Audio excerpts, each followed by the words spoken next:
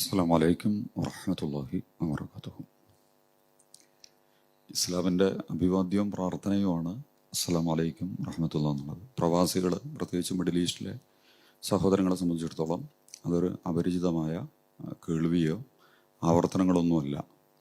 പക്ഷെ എങ്കിൽ പോലും അതിൻ്റെ മലയാളത്തിലുള്ള അർത്ഥം നിങ്ങൾക്കറിയും എന്നെനിക്കറിയാം. നിങ്ങൾക്കൊക്കെ സമാധാനമുണ്ടാവട്ടെ എന്നുള്ളതാണ് അതിൻ്റെ അർത്ഥം. നിങ്ങൾക്ക് രക്ഷയുണ്ടാവട്ടെ. വ്യക്തിയുടെയല്ല, പാർട്ടിയുടെയല്ല, മതത്തിൻ്റെയല്ല, രാഷ്ട്രങ്ങളുടേതല്ല, സംഘടനകളുടെയും സമുദായത്തിൻ്റെതൊന്നുമല്ല, ദൈവത്തിൻ്റെ രക്ഷയുണ്ടാവട്ടെ. ഈ മഹാപ്രപഞ്ചങ്ങളെ മുഴുവൻ നിയന്ത്രിക്കുന്ന, നിർണയിക്കുന്ന, നിശ്ചയിക്കുന്ന എൻ്റെയും നിങ്ങളുടെയും ജനനമരണങ്ങൾ മുതൽ ആഗോള തലത്തിലെ വമ്പൻ ശക്തികളുടെയും വ്യക്തികളുടെയും അടക്കം ജനനമരണങ്ങൾക്കൊക്കെ കാരണമായി തീർന്നിട്ടുള്ള ദൈവം തമ്പുരാൻ്റെ, ഈശ്വരൻ്റെ, കർത്താവിൻ്റെ, അള്ളാഹുവിൻ്റെ രക്ഷയും സമാധാനവും ഉണ്ടാകട്ടെ. ഇത് ഹൃദയം തുറന്ന് തന്നെ ഞാൻ പറഞ്ഞിട്ടുള്ളത്. ഏകദേശം ഓം ശാന്തി എന്ന് പറഞ്ഞാലും അത് തന്നെയാണ് അർത്ഥം എന്നാണ് ഞാൻ വിശ്വസിക്കുന്നത്. ഓം എന്ന് പറഞ്ഞ ദൈവത്തിൻ്റെ പേരാണ്. അതൊരു വ്യക്തിയുടെ പേരോ വസ്തുവിൻ്റെ പേരോ ഒരു ഒരു ഒരു ദേശത്തിൻ്റെ പേരോ ഒരു സമുദായത്തിൻ്റെ പേരോ ഒന്നുമല്ല. ആ ഓ മ, അനാദി, ഉദ്ധാരണം, മൃത്യു. സംസ്കൃതത്തിൽ അനാദി എന്ന് പറഞ്ഞാൽ ആദ്യവും അന്ത്യവും ഇല്ലാത്തവൻ ദൈവമാണ്. ബാക്കിയെല്ലാം അമേരിക്കൻ പ്രസിഡന്റ് മരിക്കും, നമ്മുടെ പ്രസിഡന്റ് മരിക്കും, നമ്മുടെ പ്രധാനമന്ത്രി മരിക്കും, നമ്മൾ മരിക്കും, നമ്മളൊക്കെ തീരും. തുടക്കം ഇല്ല. ഇന്നലെ നമ്മളില്ല, നാളെ നമ്മൾ ഉണ്ടാകാൻ പോകുന്നില്ല. ഇന്നലെയുള്ളതും നാളെയും ഉണ്ടാകാൻ പോകുന്നവനെ കുറിച്ചാണ് അനാദിയായവൻ എന്ന് നമ്മൾ പറയുന്നത്. അത് ദൈവമാണ്, ഈശ്വരനാണ്, അള്ളാഹുവാണ്, കർത്താവാണ്. അതേപോലെ ഉദ്ധരിക്കുന്നവൻ. ഉദ്ധരിക്കുക എന്ന് പറഞ്ഞാൽ ശ്വസിക്കാനുള്ള വായു ഗവൺമെന്റ് തരുന്നൊന്നുമല്ല. കുടിക്കാനുള്ള വെള്ളം ഒരു മതങ്ങളും നമുക്ക് തരുന്നതല്ല. നമ്മൾ ചവിട്ടി നിൽക്കുന്ന ഭൂമി ഇവിടെയുള്ള ആരെങ്കിലും ഉണ്ടാക്കിയതല്ല. നമ്മൾ കണ്ണുയർത്തുന്ന ആകാശം നമുക്ക് വേണ്ടി നമ്മൾ ശാസ്ത്രജ്ഞന്മാരോ ബുദ്ധിജീവികളോ സാംസ്കാരിക പ്രവർത്തകരോ രാഷ്ട്രീയക്കാരോ മതനേതൃത്വങ്ങളോ നിർമ്മിച്ചെടുത്തതല്ല. ഇതെല്ലാം ജനിക്കുന്ന കുട്ടിക്ക് ഗർഭപാത്രത്തിൽ എല്ലാം ചെയ്തു കൊടുത്തവൻ ആരാണോ അവൻ തന്നെയാണ് ഈ ഭൂമിയിൽ പറന്നു വീഴുന്ന മനുഷ്യനും കോടാനുകോടി സ്പീഷീസുകൾ, ജൈവ വസ്തുക്കൾ, എണ്ണിയാലൊടുങ്ങാത്ത വണ്ണമുള്ള അത്ഭുതകരമായി നിൽക്കുന്ന സകല സംവിധാനങ്ങൾക്കും നിലനിൽക്കാനും മുന്നോട്ട് പോകാനും ഉദ്ധരിക്കാനുമുള്ള വസ്തുവകകൾ തടസ്സങ്ങളില്ലാതെ നൽകുന്നവൻ ആരാണോ അവനാണ് ദൈവം. അതാണ് ഉദ്ധരിക്കുന്നവൻ എന്ന് പറഞ്ഞതിൻ്റെ അർത്ഥം. ഞാൻ ഒന്ന് സൂചിപ്പിച്ചെന്ന് മാത്രമേ ഉള്ളൂ. അതിൻ്റെ വിശദാംശങ്ങളിലേക്കൊന്നും നമ്മൾ കടന്നു പോകുന്നില്ല. മൂന്നാമത്തത് മൃത്യു. മൃത്യു എന്ന് പറഞ്ഞാൽ ജനിച്ചതൊക്കെ മരിക്കും. ലോകത്തെ എല്ലാ മനുഷ്യരെയും ദൈവം വെല്ലുവിളിക്കുന്നുണ്ട്. ഖുലിയായി ഹല്ലദീന ഹാദു. എല്ലാ മതക്കാരും പറയുന്നത്, എല്ലാ പാർട്ടികളും പറയുന്നത്, എല്ലാ നേതാക്കന്മാരും പറയുന്നത്, എല്ലാ മനുഷ്യരും പറയുന്നത് ഞങ്ങൾ നേരിലാണ്, സത്യത്തിലാണ്, നിറയിലാണ്, നീതിയിലാണ്, മൂല്യത്തിലാണ്. അവരെ വെല്ലുവിളിച്ചുകൊണ്ട്, ഇതിൽ ജാതി മത രാഷ്ട്രീയമൊന്നുമില്ല കേട്ടോ, ദേശഭാഷകളൊന്നുമില്ല. ദൈവം തമ്പുരാൻ പറയുന്നത് ഖുലിയായി ഹല്ലദീന ഹാദു, സന്മാർഗം പ്രാപിച്ചു എന്ന് പറയുന്നവരെ, ഞങ്ങളൊക്കെ ശരിയിൽ തന്നെയാണ് മുന്നോട്ട് പോകുന്നത് എന്ന് പറഞ്ഞുകൊണ്ടിരിക്കുന്നവരെ, നേർമാർഗത്തിലാണ് എന്ന അവകാശവാദം ഉന്നയിക്കുന്നവരെ, ഇൻസാം തുമന്നക്കും ഔലിയ ഒലില്ല, നിങ്ങളൊക്കെ ദൈവത്തിന്റെ ഇഷ്ടപ്പെട്ട ആളുകളാണല്ലോ. ഞാൻ നിങ്ങളൊക്കെ, നമ്മുടെയൊക്കെ ഭരണാധികാരികൾ, നമ്മുടെ ഉദ്യോഗസ്ഥന്മാർ, നമ്മുടെയൊക്കെ മതനേതാക്കന്മാർ, നമ്മുടെയൊക്കെ കലാകാരന്മാർ, നമ്മുടെയൊക്കെ സാഹിത്യകാരന്മാർ, ശാസ്ത്രജ്ഞന്മാർ, ഇവരൊക്കെ ദൈവത്തെ, നല്ലൊരു ശതമാനം ഇപ്പോഴും ദൈവത്തെ വിളിച്ചുകൊണ്ടാണ് എല്ലാ കർമ്മങ്ങളും ചെയ്തുകൊണ്ടിരിക്കുന്നത്. ദൈവവുമായി ബന്ധപ്പെട്ടുകൊണ്ട് വലിയ തുടർച്ചകളും നിർവഹണങ്ങളും നടത്തുന്നവരാണ് ഞങ്ങൾ എന്നാണ് പറയുന്നത്. ഹിന്ദു, മുസ്ലിമും ക്രിസ്ത്യാനിയും അമേരിക്കയും അറബി ആഫ്രിക്കയും ഒക്കെ അങ്ങനെ തന്നെയാണ്. അവരെയാണ് ദൈവം തമ്പുരാൻ. നിങ്ങളൊക്കെ ദൈവത്തിന്റെ ആളുകളാണല്ലോ. കർത്താവിന്റെ, അള്ളാഹുവിന്റെ, ഈശ്വരന്റെ, ഭഗവാന്റെ ഒക്കെ ആളുകളാണല്ലോ നിങ്ങൾ. അങ്ങനെയാണെങ്കിൽ ഫതമന്നൗൽ മൗത, നിങ്ങൾ മരണത്തെ ആഗ്രഹിക്കുവിൻ. നിങ്ങൾക്ക് മരിക്കാൻ ധൈര്യമുണ്ടോ? നമുക്ക് വേറെ ആരും സർട്ടിഫിക്കറ്റ് തരേണ്ട കാര്യമൊന്നുമില്ല. ഒരു ഏറ്റവും ഉന്നതമായ സ്വഭാവത്തിൽ നിൽക്കുന്ന, പദവിയിൽ നിൽക്കുന്നവർ മുതൽ ഏറ്റവും താഴെ തട്ടിൽ ജീവിക്കുന്ന ഒരു മനുഷ്യനടക്കം നല്ലവനാണോ എന്ന് സ്വയം ബോധ്യപ്പെടാനുള്ള ഉരക്കല്ല് നമുക്ക് മരണത്തെ സ്വീകരിക്കാനുള്ള ധൈര്യമുണ്ടോ എന്നുള്ളതാണ്. എന്നിട്ട് വിശുദ്ധ ഖുർആൻ തന്നെ പറയുന്നുണ്ട്, വലയതമന്നവനഹു, ഇവർ മരിക്കാൻ ആഗ്രഹിക്കില്ല. അബദം ബിമാ ഖദ്ദമതു ഐദീഹിം. രാഷ്ട്രീയക്കാരൻ, മതക്കാരൻ, സാഹിത്യകാരൻ, ശാസ്ത്രജ്ഞൻ, ബുദ്ധിജീവി, സാമ്പത്തിക വിദഗ്ധൻ, ബിസിനസ് വിദഗ്ധൻ, കലാകാരന്മാർ, ഇവരൊക്കെ ചെയ്തിട്ടുള്ള ഇന്നലകളിലെ പിന്നാമ്പുറങ്ങൾ വ്യക്തികളെയും സമൂഹങ്ങളെയും ഒക്കെ മുച്ചൂടും വേരറക്കുന്ന, അവരുടെ മാനസികവും ശാരീരികവുമായ സമാധാനങ്ങളെ തകർക്കുന്ന, അവരുടെ ജീവനും ചാരിത്രവും രക്തവും അഭിമാനവും അടക്കമുള്ള എല്ലാറ്റിനെയും കവർന്നെടുക്കുന്ന എല്ലാറ്റിനും ഇതൊക്കെ മനുഷ്യൻ തന്നെയുള്ളോ ചെയ്യുക, അല്ല വേറെ ആരും ചെയ്യൂലല്ലോ. അതുകൊണ്ട് ഇതൊക്കെ നേതൃത്വം നൽകുന്ന ഒരു മനുഷ്യനെ സംബന്ധിച്ചിടത്തോളം അവന് ഹിന്ദുവായിട്ടും മുസ്ലിമായിട്ടും ക്രിസ്ത്യാനായിട്ടും അമേരിക്കയും അറബിയും ഇന്ത്യയൊന്നും ആയിട്ട് ഒരു കാര്യമില്ല. നിങ്ങൾക്ക് മരിക്കാൻ ധൈര്യമുണ്ടോന്നാ? അവൻ ചെയ്തു വെച്ചു കൂട്ടിയിട്ടുള്ള കാര്യങ്ങൾ ഒരിക്കലും അവനെ മരിക്കാൻ ധൈര്യവാനാക്കുന്നില്ല. ഇന്നലകളിലേക്ക് തിരിഞ്ഞു നോക്കുമ്പോൾ നമ്മൾ വ്യത്യസ്ത മത, രാഷ്ട്രീയ, സാമൂഹിക, സാമ്പത്തിക, സാംസ്കാരിക വീക്ഷണങ്ങളുള്ള ആളുകളാണ് ഞാനും നിങ്ങളുമൊക്കെ. പക്ഷെ നമ്മുടെ പിന്നിലേക്ക് തിരിഞ്ഞു നോക്കുമ്പോൾ സന്തോഷത്തോടു കൂടി ഞാൻ ചെയ്തതൊക്കെ സുഹൃതങ്ങളായിരുന്നു, നന്മയായിരുന്നു, ധാർമ്മികതയായിരുന്നു, മൂല്യങ്ങളായിരുന്നു, സത്യത്തിന് വേണ്ടിയായിരുന്നു, നീതിക്കും നെറിക്കും വേണ്ടിയൊക്കെയാണ് ഞാൻ എഴുന്നേറ്റ് നിന്നിട്ടുള്ളത്. അത്തരമൊരു വ്യക്തിയെ സംബന്ധിച്ചിടത്തോളം മരണം എന്ന് പറയുന്നത് അവർക്കൊരു ഭയമില്ല. ഇനിയിപ്പോൾ പേടിച്ചിട്ട് കാര്യമൊന്നുമില്ല. അതുകൊണ്ട് മരിക്കാതിരിക്കുമോ ഞാൻ നിങ്ങളൊക്കെ? ആ ദൈവം തമ്പുരാൻ പറഞ്ഞത് നിങ്ങൾക്ക് മരിക്കാൻ. അപ്പൊ എല്ലാറ്റിനെയും കുല്ലുമൻ അലൈഹാ ഫാൻ യബ്ഖാ വജ്ഹു റബ്ബിക ദുൽ ജലാലി വൽ ഇക്റാം. ഈ പ്രപഞ്ചം മുഴുവൻ, പ്രപഞ്ചം ഈ സ്പേസ് എന്ന് പറയുന്നതിന് അളവുകളില്ല. വസമ ഇവനൈലഹാ ബി ഐദിൻ, ഈ സ്പേസ് ഉണ്ടാക്കിയത് ഞാനാണ്. ദൈവം തമ്പുരാൻ പറയുന്നുണ്ട്, ഞാനാണ് ഉണ്ടാക്കിയത്. ദിവ്യം എന്ന് പറഞ്ഞാൽ ദ്യോവ്, സ്പേസുമായി ബന്ധപ്പെട്ടതെന്നാ. ഈ മഹാപ്രപഞ്ചങ്ങള്, ദ്യോവ് എന്ന് പറഞ്ഞാൽ ആകാശം എന്നാണ് അർത്ഥം. ആകാശത്തിനാണ് നമ്മൾ സ്പേസ് എന്ന് പറയുന്നത്. ഈ മഹാസ്പേസിലാണ് ഈ എല്ലാ സംവിധാനങ്ങളും നിലനിൽക്കുന്നത്. ഇതിന്റെ മുഴുവൻ ഉടമസ്ഥൻ ഏതെങ്കിലും മതക്കാരനോ രാഷ്ട്രീയക്കാരനോ സമ്പന്നനോ ശാസ്ത്രജ്ഞനോ ബുദ്ധിജീവിയോ കലാകാരനോ ഒന്നുമല്ല. വളരെ ലളിതമായിട്ട് നമ്മൾ പറയാറുണ്ട്, എൻ്റെ തലയിൽ ഒരു മുടിയുണ്ട്. ഈ ഒരു മുടിയുടെ വില പോലും, നിങ്ങളുടെയൊക്കെ തലയിൽ മുടിയുണ്ട്. 750-800 കോടിയോളം മനുഷ്യരുണ്ട് ലോകത്ത്. ഈ 800 കോടി മനുഷ്യരുടെ തലയിലെ ഒരു മുടിക്ക് എന്ത് വിലയാണുള്ളത്? ആ വില പോലും ഈ സ്പേസിൽ, ഈ ഭൂമിക്കില്ല. അതുകൊണ്ട് ഭൂമി, Asia, Middle East, India, Keralam, Malappuram, മമ്പാടല്ല പഞ്ചായത്ത്, അതിൻ്റെ കിഴക്കേ ഭാഗം, പടിഞ്ഞാറേ ഭാഗം, തെക്കേ ഭാഗം, വടക്കേ ഭാഗം, അതിൻ്റെ വലത്, ഇടത്, മുന്ന്, പിന്നെ എന്നൊക്കെ പറഞ്ഞിട്ട് ഇങ്ങനെയാണല്ലോ നമ്മൾ കൈകാര്യം ചെയ്തുകൊണ്ടിരിക്കുന്നത്. പക്ഷേ ഒരു മുടിനാരുടെ ഈ മഹാസ്പേസിൽ സ്റ്റീഫൻ ഹോക്കിംഗ് എന്ന് പറയുന്ന അസാമാന്യ ശാസ്ത്രജ്ഞനുണ്ടായിരുന്നല്ലോ, അദ്ദേഹത്തിന്റെ ഒരു പ്രഭാഷണത്തിൽ അദ്ദേഹം മകളും കൂടി എഴുതിയ ഒരു നോവലുണ്ട്, വളരെ മനോഹരമായ ഒരു നോവലുണ്ട്. അതിൽ അദ്ദേഹം ഒരു കാര്യം ഉദ്ധരിക്കുന്നുണ്ട്. നിങ്ങള് രാത്രി ആകാശത്തേക്ക് നോക്കുക, ഇവിടെയൊക്കെ പിന്നെയും തെളിഞ്ഞ അന്തരീക്ഷം ഇരിക്കും. ഒന്ന് ഇരുന്നിട്ട് എന്നിട്ട് നിങ്ങൾ ഈ എൻ്റെ ചുണ്ടുവിരല് നിങ്ങളെ കണ്ണിനെ മറച്ചുകൊണ്ട് നിങ്ങൾ ആകാശത്തേക്ക് നോക്കുക. ആ മറയുന്ന ഭാഗത്ത് 2 ലക്ഷം നക്ഷത്രങ്ങളുണ്ട് എന്നാണ്. 2 ലക്ഷം നക്ഷത്രങ്ങൾ. ഇതാര് സംവിധാനിച്ചതാണ്? ആരാണ് ഇതിനെയൊക്കെ? എന്നിട്ട് ഇവിടെ നിന്നിട്ട് ഞാൻ നിങ്ങളൊക്കെ എന്ത് ചെയ്യുന്നു? സമ്പത്തിന്റെ, മതത്തിന്റെ, ദേശീയതയുടെ, വംശീയതയുടെ, സമുദായത്തിന്റെ, അതുപോലെ തന്നെ പ്രാദേശികതയുടെ, പലതിൻ്റെയും ഇതൊക്കെ വെച്ചിട്ട് ദൈവം നമ്പരാൻ പറയാ, കുല്ലുമൻ അലൈഹാ ഫാൻ, സകലതിനെയും ഒടുക്കി കളയും ഞാൻ, നശിപ്പിച്ച് കളയും ഞാൻ. അതിൻ്റെ ഉദാഹരണങ്ങളിലേക്ക് നമ്മൾ പോകുന്നു. നമ്മൾ നിൽക്കുന്നതൊക്കെ ശവക്കൂനകളിലാണ്. കോടാനുകോടി മനുഷ്യർ ശവക്കല്ലറയിൽ അടിഞ്ഞുകൂടിയ പിരമിഡുകളുടെ മുകളിലാണ് ഞാനും നിങ്ങളൊക്കെ നിൽക്കുന്നത്. നാളെ നമ്മളുടെ മുകളിൽ മറ്റുള്ളവർ ചവിട്ടിക്കയറും. ഈ പോസ്റ്റ് മോഡേൺ കാലത്ത് ലോകത്തെ നിയന്ത്രിക്കുന്നു എന്ന് പറയുന്ന പോസ്റ്റ് ട്രൂത്ത് കാലത്ത് അത്യന്താധുനികമായ സിസ്റ്റങ്ങളിൽ വിലസുന്ന മനുഷ്യൻ പോലും ആയുസ്സിനെ അതിജീവിക്കാൻ കഴിയുന്നവനല്ല. നിങ്ങളെയൊക്കെ ഞാൻ ഉടുക്കും. ഇപ്പം മൃത്യും ദൈവമാണ്. നിർത്തുക, ആ ഭാഗം ഞാൻ അവസാനിപ്പിച്ചു. ഇതാണ് ഓം. ഓ അനാദി ഉദ്ധാരണം മൃത്യു. ആ ദൈവത്തിന്റെ ശാന്തി. ശാന്തി എന്നുള്ളതിന്റെ അറബി പദമാണ് ഇസ്ലാം. ഇസ്ലാം എന്ന് പറഞ്ഞാൽ സമാധാനം എന്നാണ് അർത്ഥം. സമാധാനം വെറുതെ ഉണ്ടാകുന്ന ഒന്നല്ല, പ്രാർത്ഥിക്കുന്നത് കൊണ്ട് ലഭിക്കുന്ന ഒന്നല്ല, നമ്മൾ ആചാരങ്ങളും അനുഷ്ഠാനങ്ങളും നിലനിർത്തുന്നത് കൊണ്ട് ഉണ്ടാകുന്ന ഒന്നല്ല സമാധാനം എന്ന് പറയുന്നത്.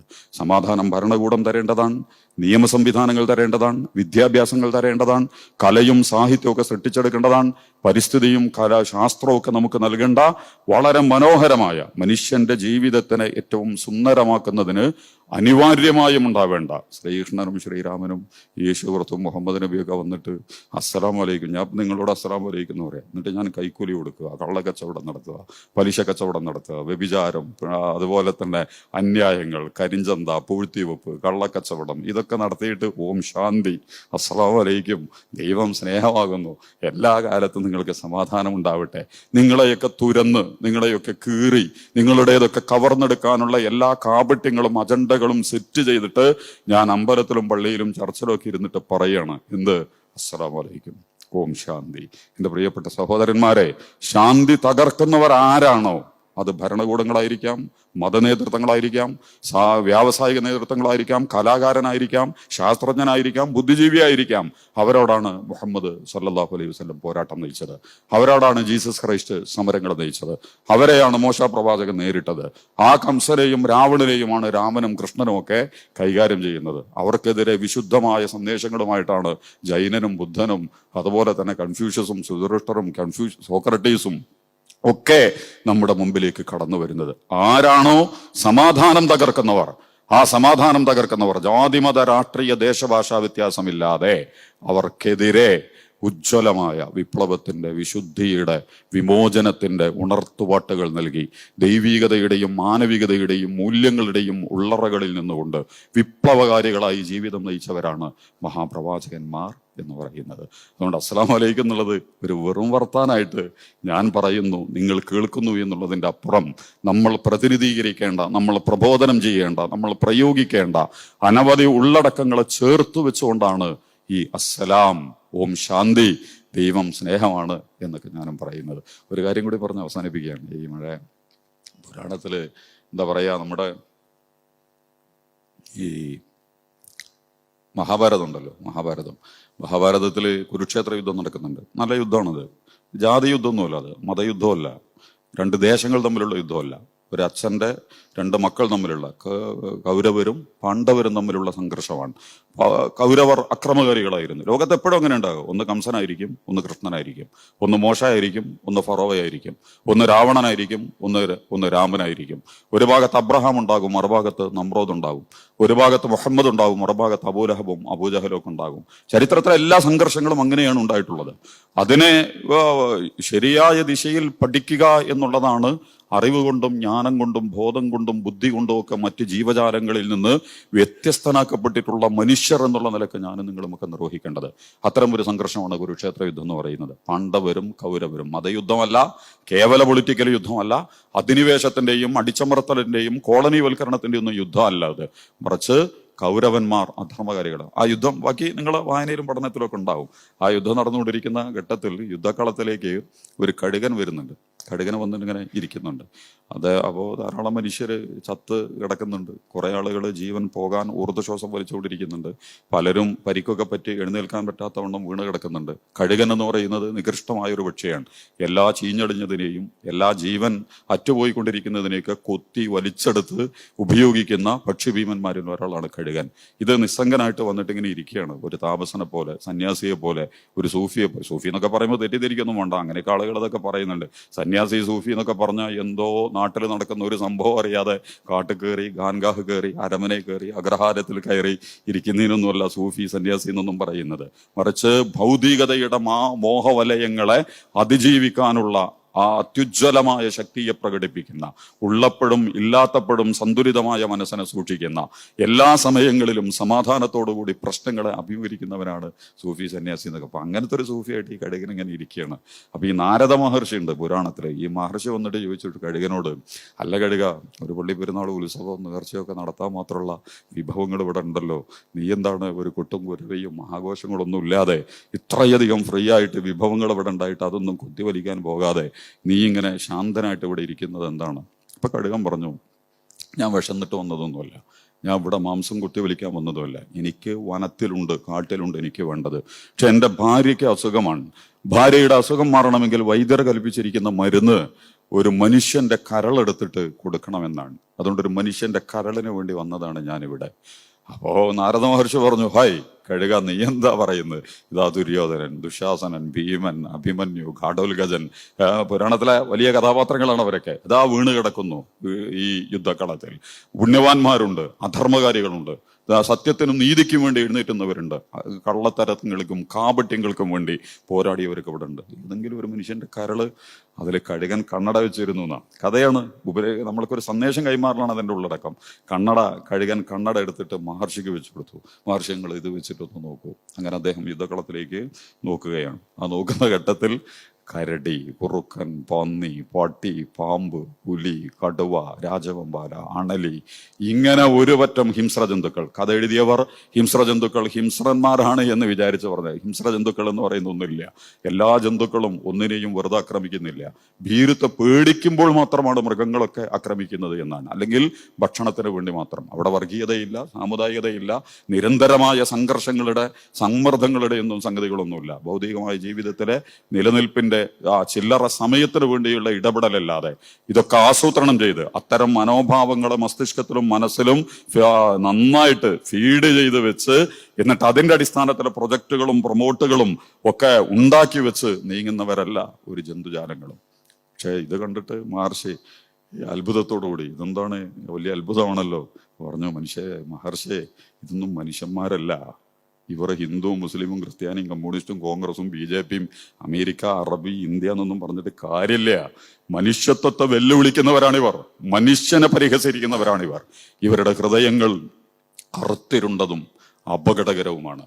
അതുകൊണ്ട് എനിക്ക് വേണ്ടത് ഒരു മനുഷ്യന്റെ കരളാണ്. മനുഷ്യൻ എന്ന് നമ്മൾ വിചാരിക്കുന്നതിനേക്കാൾ മാരകമായ പ്രവണതകളിലേക്ക് പ്രവഹിച്ചുകൊണ്ടിരിക്കുന്ന, കേരളത്തിൽ നിന്ന് വായിക്കുന്ന വാർത്തകളുണ്ടല്ലോ.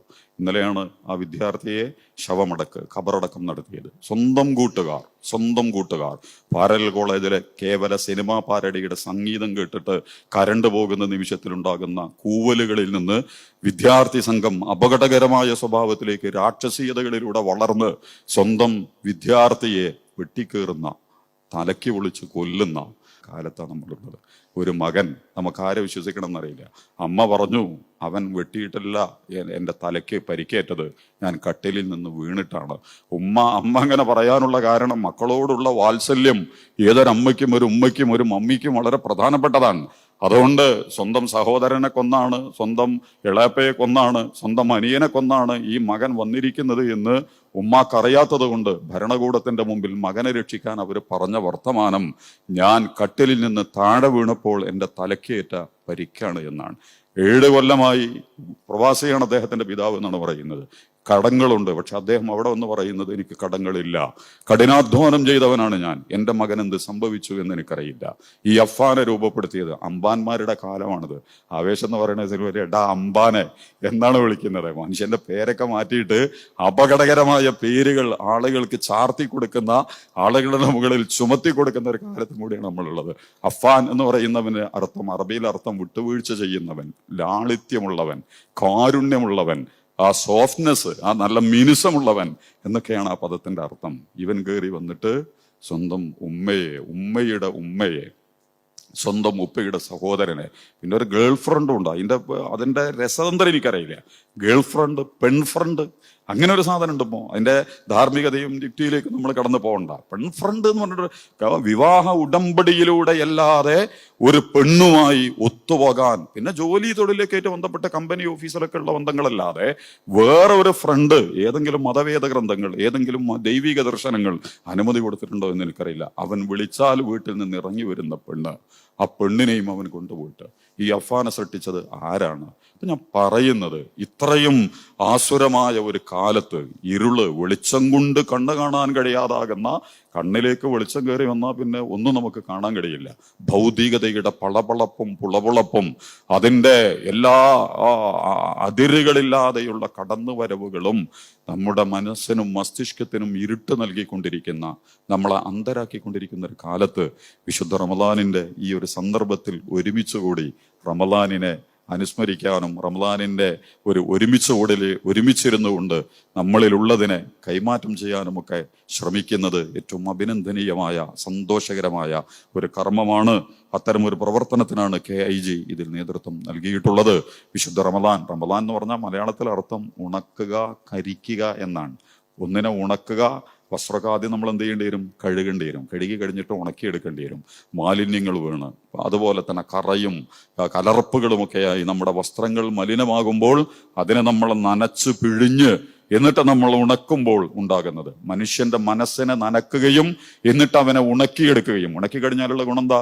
കേടുവരാതെ, ഒരു വൈറസും ബാക്ടീരിയയും ഒരു മാലിന്യങ്ങളും അതിലേക്ക് കയറാതെ കൂടുതൽ കാലം നിലനിൽക്കാനുള്ള ശേഷി അതിനുണ്ടാകും. സൗമ് എന്നാണ് അറബിയിൽ നോമ്പിന് പറയുക. കുതിരയെ പരിശീലിപ്പിക്കുന്നതിന്, യുദ്ധത്തിന്, പന്തയത്തിന് കുതിരയെ പരിശീലിപ്പിക്കുന്നതിനാണ് അറബിയിൽ ശരിക്കും സൗം എന്ന് പറയുന്നത്. ഏത് പ്രതിസന്ധികളെയും നേരിടാൻ, ഏത് ആയുധങ്ങളുടെ മുമ്പിലേക്കും കുതിച്ചിറങ്ങി ചെന്ന് സ്വന്തം ദൗത്യം നിർവഹിക്കാൻ മനുഷ്യരങ്ങനെ ബന്ധിച്ചു നിർത്തുക, അതുപോലെ തന്നെ എത്തുക, അതുപോലെ തന്നെ കെട്ടിപ്പിടിച്ചു നിൽക്കുക, പുറത്തു പോകാത്ത വണ്ണം ഉറച്ചു നിൽക്കുക. ഇതൊക്കെയാണ് അറബിയിൽ സൗം എന്ന് പറയുന്നതിന്റെ അർത്ഥം. ഞാൻ അവസാനിപ്പിക്കുന്നു. എല്ലാവർക്കും ഉണ്ട് വ്രതം. ഹൈന്ദവ, ക്രൈസ്തവ, ബൗദ്ധ, ഇസ്ലാമിക ദർശനങ്ങൾ. വിശുദ്ധ ഖുർആൻ അങ്ങനെ പറഞ്ഞു, കുത്തിബ അലൈക്കുമുസ് സിയാമു കമാ കുത്തിബ അലല്ലദീന മിൻ ഖബ്ലിക്കും. നിങ്ങൾക്കുമുള്ള ക്രൈസ്തവർക്കും യഹൂദർക്കും അതുപോലെ തന്നെ ബുദ്ധ, ജൈന സകല വേദങ്ങളിലും വ്രതം നിർബന്ധമാക്കപ്പെട്ടിരുന്നു. എന്താണ് അതിന്റെ അടിസ്ഥാനം? നിങ്ങൾ മൂല്യമുള്ളവരാകാൻ, നിങ്ങൾ നന്മയുള്ളവരാവാൻ, നിങ്ങൾ നീതിക്കും സത്യത്തിനും വേണ്ടി എഴുന്നേറ്റ് നിൽക്കുന്നവരാകാൻ. ഞാൻ അവസാനിപ്പിക്കുന്നു. അത്തരം ഒരു സൗമിന്റെ ഇന്നെല്ലാം കെട്ടുകാഴ്ചകളാണ്, ആചാരങ്ങളാണ്, അനുഷ്ഠാനങ്ങളാണ്. പ്രതീകങ്ങൾ ഗംഭീരമാവുകയും അതിന്റെ മൂല്യങ്ങൾ അകത്തു നിന്ന് തുരന്നെടുക്കപ്പെടുകയും ജീവൻ നഷ്ടപ്പെട്ട ജഡം പോലെ നമ്മുടെ നോമ്പും നമ്മുടെ ഹജ്ജും നമ്മുടെ തീർത്ഥാടനങ്ങളും നമ്മുടെ ദൈവപ്രാർത്ഥനകളും നമ്മുടെ എല്ലാ കാര്യങ്ങളും അങ്ങനെ മാറ്റിയെടുക്കപ്പെട്ടുകൊണ്ടിരിക്കുന്ന ഒരു കാലത്ത് ഉള്ളറകളിലേക്കും യാഥാർത്ഥ്യങ്ങളിലേക്കും മർമ്മങ്ങളിലേക്കും ഇറങ്ങിച്ചെന്നുകൊണ്ട് മനുഷ്യന് വേണ്ടി, മനുഷ്യത്വത്തിന് വേണ്ടി, ലോകത്തിലുള്ള എല്ലാവർക്കും വേണ്ടി എത്രമാത്രം നല്ല മനുഷ്യനായിട്ട് എനിക്ക് മാറാൻ കഴിയുമോ അതിലേക്ക് എന്നെയും നിങ്ങളെയും ഒക്കെ കൈപിടിച്ചുയർത്തുന്നതാവട്ടെ നമ്മുടെ വിശ്വാസങ്ങളും നമ്മുടെ പ്രമാണങ്ങളും നമ്മുടെ പ്രയോഗങ്ങളും നമ്മുടെ പ്രബോധനങ്ങളും എന്ന് സൂചിപ്പിച്ചുകൊണ്ട് ഈ വിശുദ്ധ റമദാനിൽ KAGയുടെ ക്ഷണം സ്വീകരിച്ച് ഇവിടെ എത്തിയ നിങ്ങൾക്കെല്ലാം റമദാനിന്റെ ഹൃദ്യവും സ്നേഹോഷ്മളവുമായ അഭിവാദ്യങ്ങളും സന്തോഷങ്ങളും ഒക്കെ അറിയിച്ചുകൊണ്ട് ദൈവം നമ്പുരാൻ, ഈശ്വരൻ, അള്ളാഹു നമ്മെ, നമ്മുടെ വീടുകളെ, നമ്മുടെ അമ്മ, ഉമ്മ, മമ്മി, നമ്മുടെ മക്കൾ, നമ്മുടെ ഇണകൾ, നമ്മുടെ നാട്, നമ്മുടെ സമൂഹം എല്ലാവരെയും കാത്തുരക്ഷിക്കുമാറാകട്ടെ എന്ന് ഹൃദയം തുറന്ന് പ്രാർത്ഥിച്ചുകൊണ്ട് ഞാൻ അവസാനിപ്പിക്കുന്നു. നന്ദി, നമസ്കാരം. അസ്സലാമു അലൈക്കും വറഹ്മത്തുള്ളാഹി വബറകാതുഹു.